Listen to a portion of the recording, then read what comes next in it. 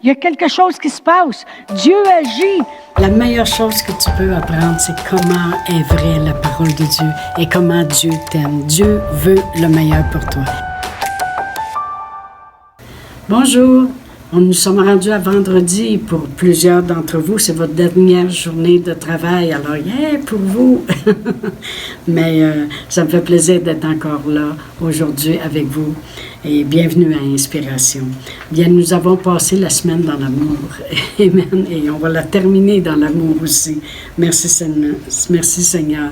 On a vu plein de choses cette semaine concernant l'amour, comment c'est une puissance, comment l'amour va toujours nous donner ce qu'il y a de meilleur, comment l'amour, quand on comprend l'amour de Dieu, ça bannit la peur, comment l'amour de Dieu amène la paix dans nos vies, même pendant la tempête.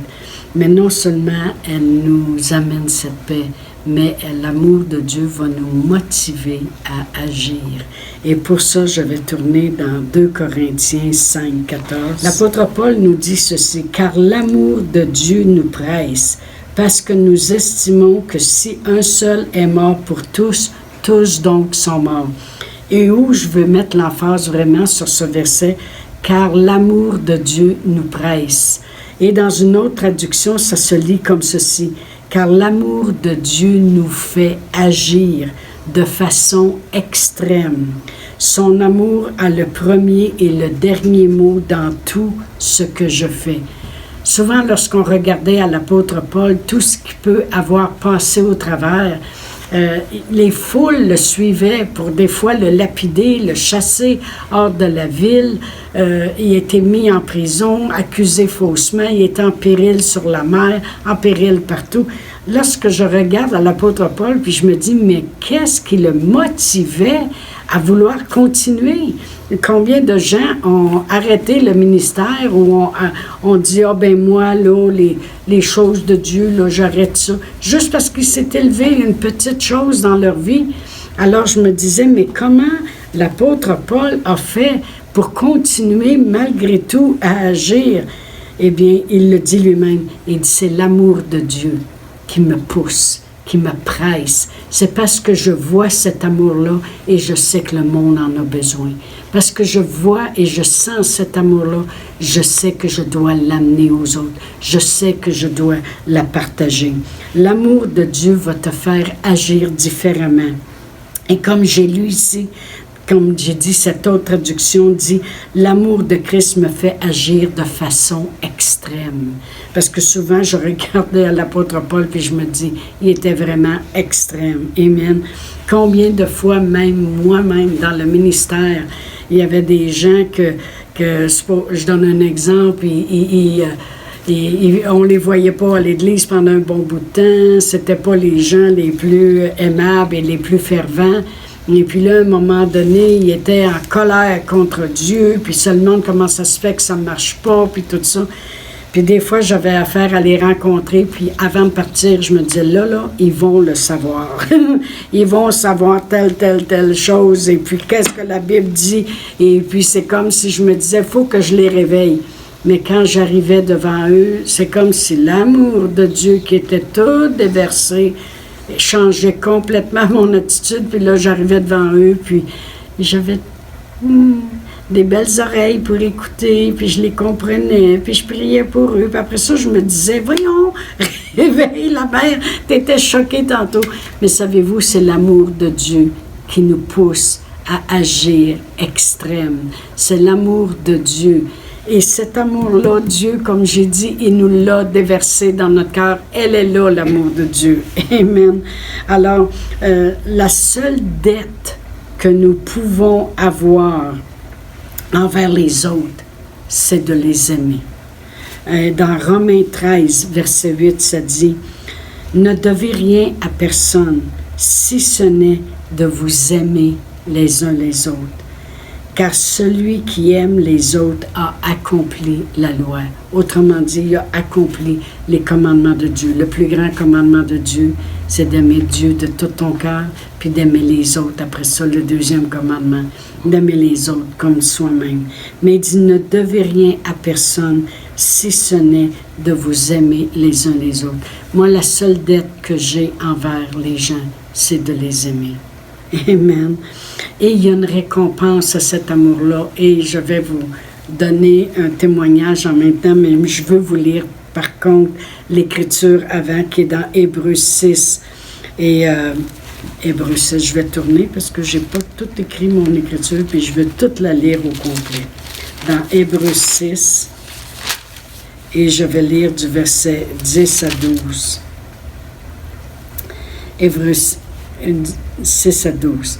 Ça dit, verset 10, « Car Dieu n'est pas injuste pour oublier votre travail et l'amour que vous avez montré pour son nom, ayant rendu et rendant encore des services aux saints. Nous désirons que chacun de vous montre le même zèle pour conserver jusqu'à la fin une pleine espérance, en sorte que vous ne vous relâchiez point, mais que vous imitiez ceux qui par la foi et la persévérance héritent des promesses. » Mais je veux revenir au verset 10. « Car Dieu n'est pas injuste pour oublier votre travail et l'amour que vous avez montré pour son nom. » Je vais vous donner quelques exemples de témoignages dans ma propre vie. Il y a une fois, j'étais à Montréal à une convention et il y avait une femme assise à côté de moi et puis elle était enceinte et puis elle avait l'air fatiguée, puis je ne sais pas pourquoi, mais l'amour de Dieu est venu tellement fort sur moi et puis j'avais une bague avec des diamants, un jonc, et puis ça me disait « donne-lui ». Donne-lui, parce que l'amour, Dieu a tant aimé le monde qu'il a donné. Puis on a vu tantôt, que dans d'autres capsules, qu'il se plaignait que les Israélites n'avaient pas reconnu ses voix, ses gestes d'amour qu'il donnait. Alors, ça fait qu'à un moment donné, elle s'est levée pour aller à la salle de bain. Fait que je l'ai suivie.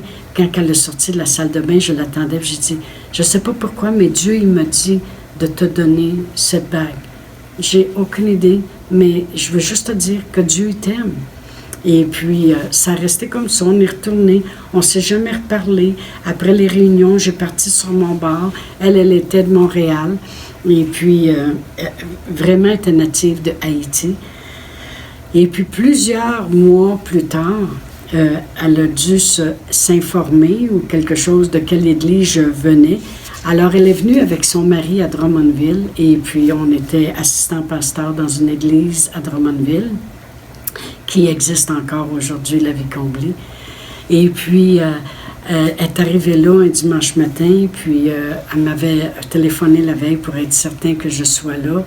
Puis après ça, je l'ai invitée chez nous après pour venir manger. Je me sentais un petit peu mal à l'aise. Elle dit, je veux t'expliquer quelque chose.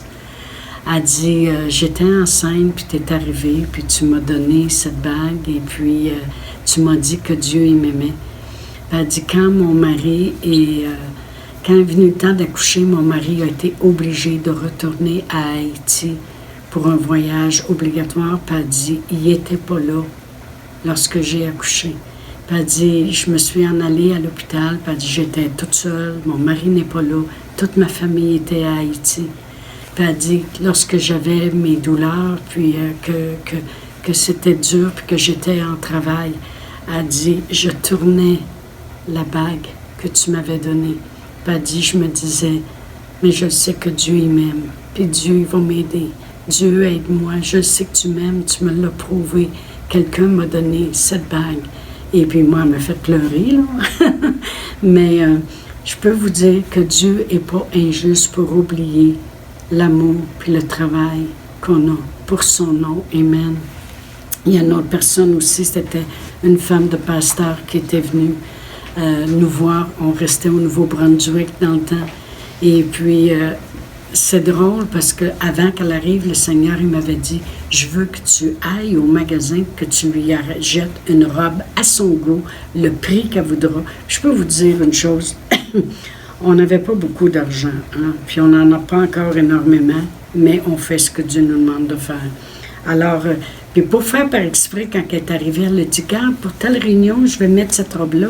Pour telle réunion, je vais mettre cet ensemble-là. Puis on dirait que dans ma tête, ça me disait, ben, elle n'a pas besoin que je jette une robe. Je pourrais garder mon argent.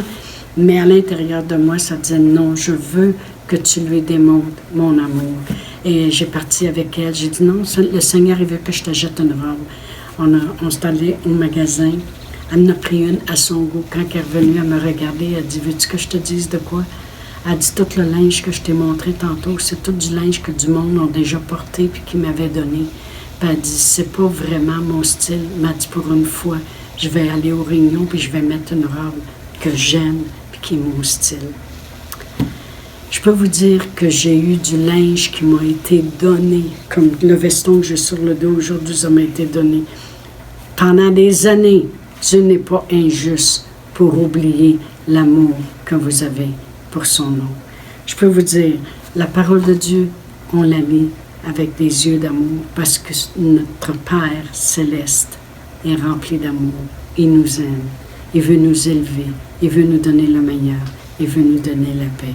Ce vendredi, moi, je veux prier pour vous avant la fin de semaine. Alors, si vous voulez, j'aimerais faire une prière avec vous qui amène justement cet amour-là.